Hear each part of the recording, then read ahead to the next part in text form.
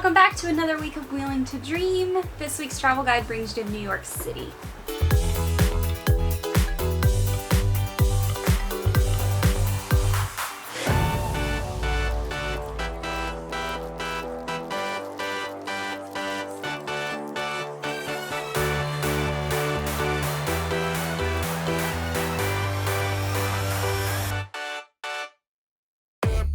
We spent a week there.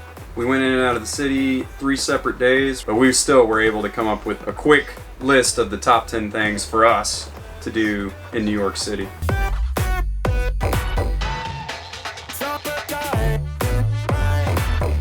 If you're new here, please subscribe to the videos. We release a new travel guide every week. We would love to have you on board. If you like it, please give it a like. We stayed in a little place called Croton on the Hudson, and it was an RV park. It was right in front of Croton Harmon Station. First off, we stayed there for about a week.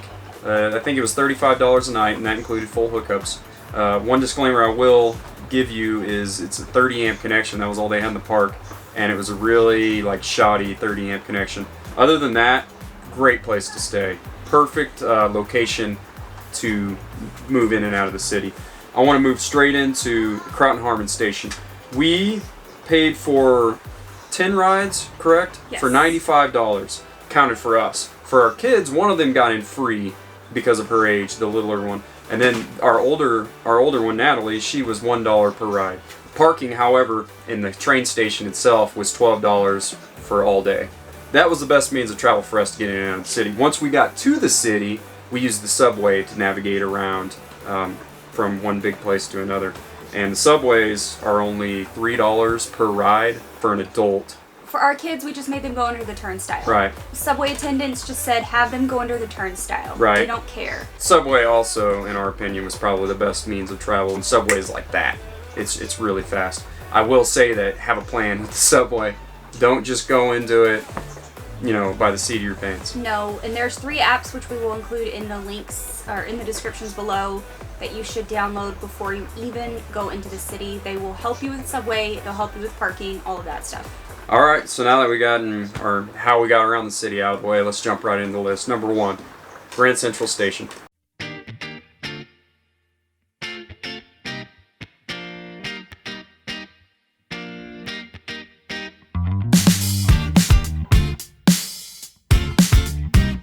We started with this because that was the first place that we ended up at in the train station. All the trains flow into Grand Central.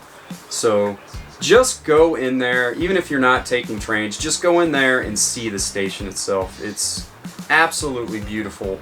The architecture, just how old it looks, how decadent it looks. And anyhow, it's absolutely gorgeous. Just go in there, take 10-15 minutes out of your day and just walk around and check it out. They have awesome. a food court in the basement too if you're looking for places to eat that are local to New York City and you just want to grab something. So even if you just go in there for food, it's a nice stop.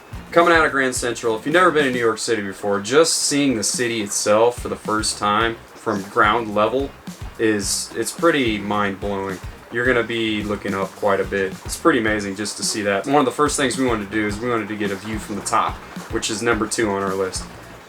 We're not telling you where to go, just find a building, go to the top, check out the view of New York City from the top down. It's absolutely amazing. We went into the Empire State Building.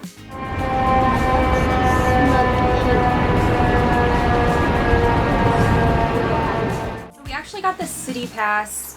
There's all sorts of sightseeing and city passes for New York City. We bought the city pass. We will leave a link for that in the description below. It was $232 for the 3 of us. Ryan was free on all of the other attractions. And we got into 3 major attractions, which included the Empire State Building. Right. So it was super easy. It's just a thing on your phone that you scan. If you just show up to the Empire State Building just for an admission, it's going to be $38 per adult and $32 for each child. I think under a certain age, they get in free. And you have to wait in line. Right.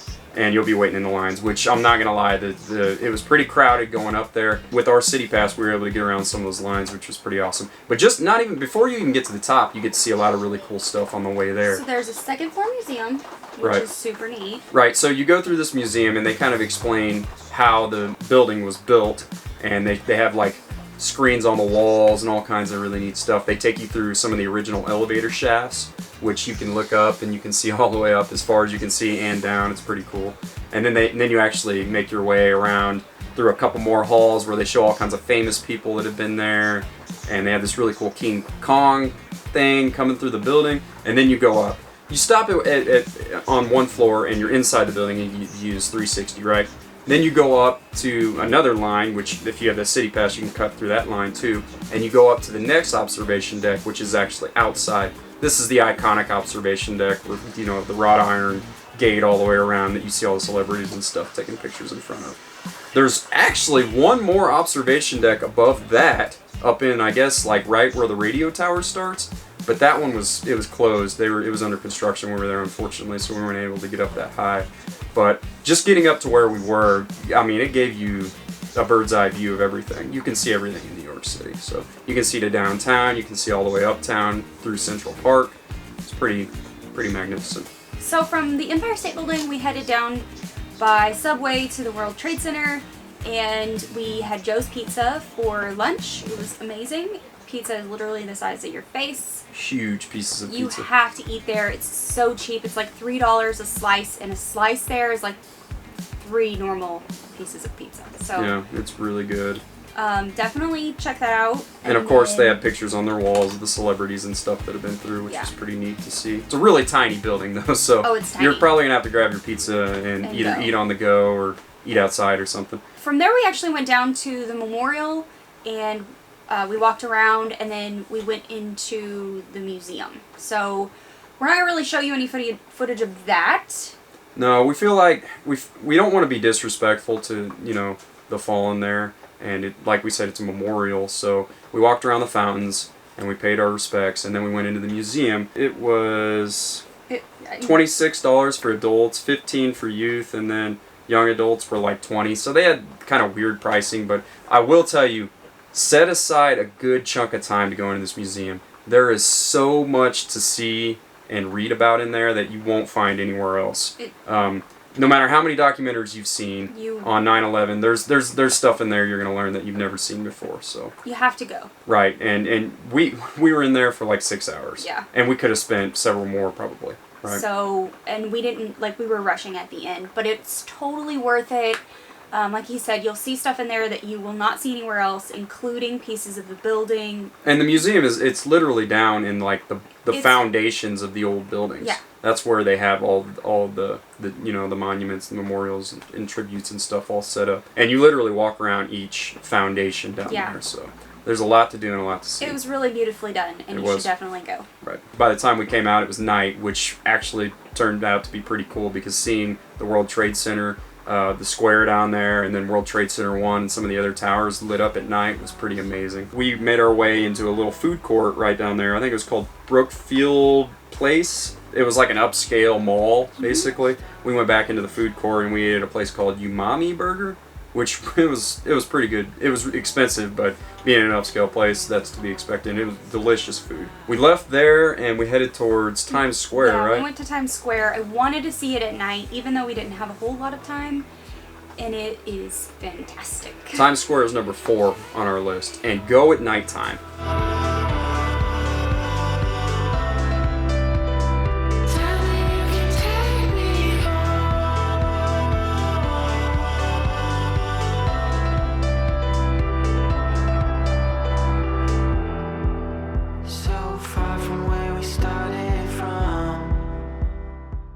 Have to go at night, and just if you're taking young children, just be prepared. Right. We saw the naked cowboy, we saw a half-naked Wonder Woman. Yeah. Just be prepared to explain. You see a little bit of everything out there. And we made our way through there. We passed Rockefeller Center. I had to go see Rockefeller Center, and we ended up in Top of the Rock. Top of the Rock, which is number 5 on our list. So we wanted to get another view from the top, but we wanted it at nighttime.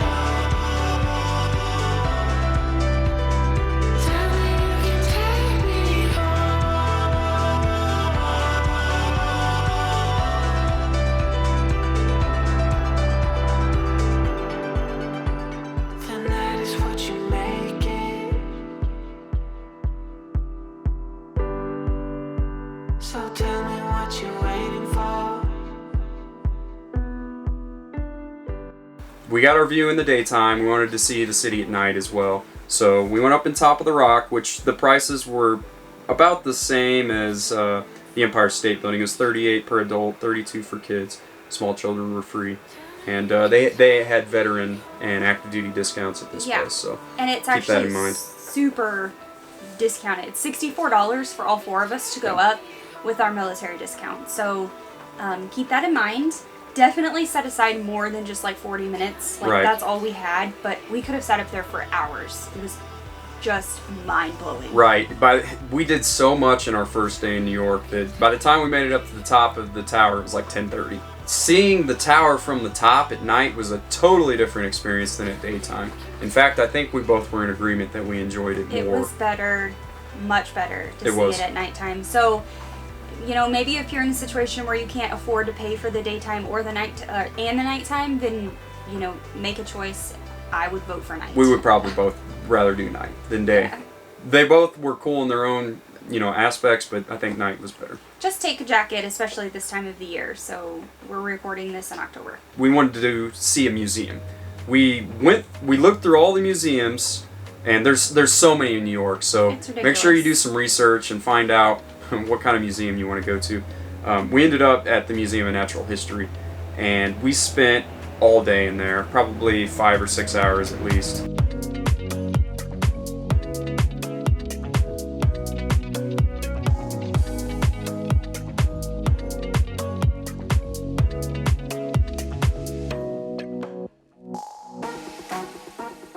Well, we saw a lot of the museum, but we only stopped and appreciated maybe a quarter of it, if that. So big. It's huge. There's 4 floors, and there's so much to see and read about that you really want to set aside the entire day to go into that particular museum and probably any other museum in New York City.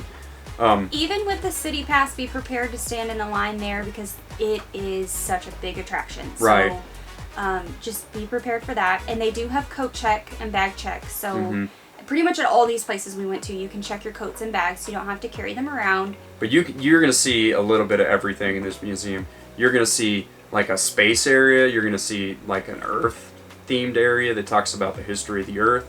And you're going to move into animals, wildlife, different biomes around the Earth, sea life. You're going to move into like early human history.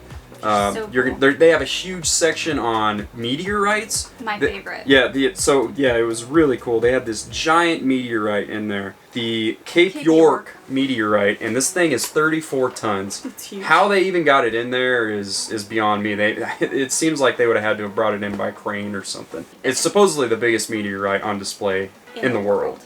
So, and there's all kinds of really neat things like that in this museum. So, if you go there, take some time, set it aside, try to appreciate everything. It's so cool, definitely. I actually bought Rianne's ticket because she was not free at this museum. I bought Rianne's ticket on Groupon for cheaper than what the museum charges. But if you go to the museum, it's $13 for younger children and $23 for adults. Right. And it's a very long line. So be prepared. Before we went into the museum, we ate at some hot dog stands. We thought that was kind of a given to do while you're in New York City. Yeah. So we had a couple hot dogs, and they were pretty tasty. Yeah. For what they were. And then that night, we wanted to have some authentic Chinese. We had heard that Chinese food in New York City is pretty good. So we went to a little place called Dim Sum that was just a few blocks away from the Museum of Natural History right off Central Park. It was pretty good. I had orange chicken and I shared lo mein. Yeah. We got an order of spring rolls. As soon as we were done with dinner, because we were still starving, we went and got coffee, hot chocolates, and cookies at Levin Bakery, which is like Tyler Perry's favorite place to get cookies. Right. So, this place. So for going to a bakery and ordering cookies, this was probably one of the best places I've ever had, if not the best. I think it's the best. Their cookies are huge. And they are dense. Like you pretty much, me and Heather shared a cookie. They were huge and they were delicious. Yeah. We had to see the Statue of Liberty. It's worth it to go out there and learn about the history of, you know, the statue and Ellis Island and everything else. So once you get down to the Statue of Liberty, if you hadn't bought tickets, like we couldn't find any tickets online. So we actually had to just go and get like will call tickets. $18 for adults, $9 for children. Rhiann, she's 4, she was free. Right. You actually purchase those from inside Castle Clinton. It's a national park. You can get a national park stamp there. And then from there, you just go get in line and get through security to actually get on the boat. And like we said, there's going to be a lot of people. A lot. The security is probably going to take a half hour, and then loading onto the boat and taking off is probably another 10 or 15 minutes. It takes a little bit of processing to get out there, and it's really crowded. If you can, get on the boat as soon as possible. Get to the upper deck, and then try to get on the starboard side of the boat, the right side of the boat, because that's going to get the best view as you're driving out there if you're looking for a good view of the Statue of Liberty. On our way out, going across right in front of the Statue of Liberty was the best view we had the entire time that we were out there. I'm going to the Statue of Liberty to see her closer. To see her closer? Are you excited? Yeah. Yeah? Do you want to look through Daddy's legs? Yeah. All right, get over there. Out on the island itself, after you get unloaded and off the boat, they have a little museum out there that kind of talks about the history of the Statue of Liberty herself, as well as they basically have a bunch of computer terminals that you can punch some information into, take a picture, and then it throws your picture up on this giant projection screen in the back of the room, and it basically puts you as like a tribute onto this wall they have. So that was a pretty neat thing to do. We came out of there, we walked around the island, we got some more shots of the statue itself, and then we jumped back on the boat. And yeah, we didn't have enough time to do Ellis Island properly, so we actually just skipped Ellis Island.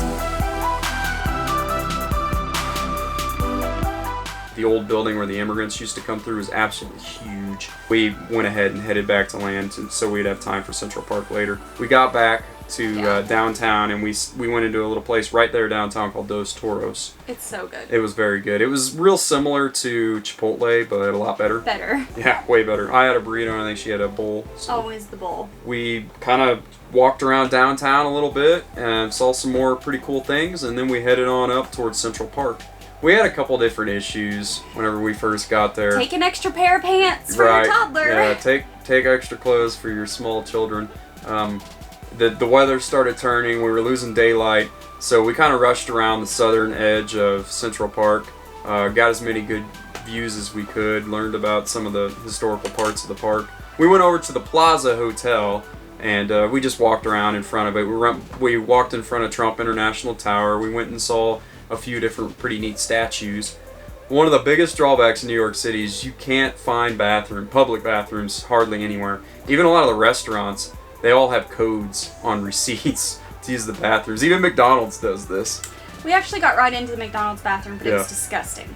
Anyway, we just wanted to give you a quick heads up on that. We had to take one of our children to the bathroom, and it was kind of a fight finding one. We did, however, come across a small little place called Rom. It's gelato. And I'm not lying, it was the best gelato I've ever had in my life. And I've had gelato in a few different places across the country and the world even. So, and this hands down beat all the ones that I've had. It was I had good. pistachio gelato, and I think one of our Yeah. younger daughters had like a raspberry sorbet. Yeah. Delicious. They make everything there with all the same equipment though, so if you have a tree nut allergy kid or peanut allergy kid like we do, then you won't be able to get Right. anything for them there. But we did stop at an ice cream truck and got Natalie some ice cream. You'll find trucks all over the place. They are a So, ripoff. yeah, but they're super expensive, and they're not the best food, but they do help you out in a pinch. yeah.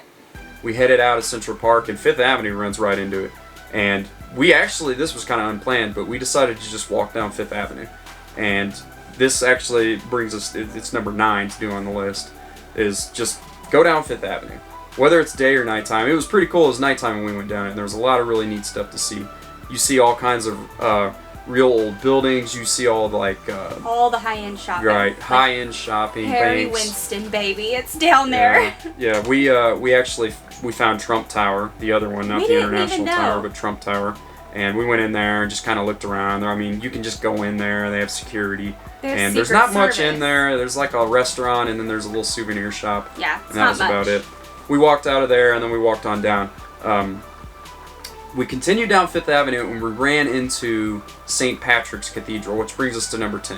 Oh my There gosh. are cathedrals all over New York City, and just take time to appreciate at least one. Just appreciate the architecture. Go inside, look around, take a moment of silence for yourself or what have you, and just appreciate the old, centuries old architecture of these great buildings in the middle of the, modern city. It's pretty amazing to see. So, St. Patrick's Cathedral from the air, you should definitely Google it. It's in the shape of a cross.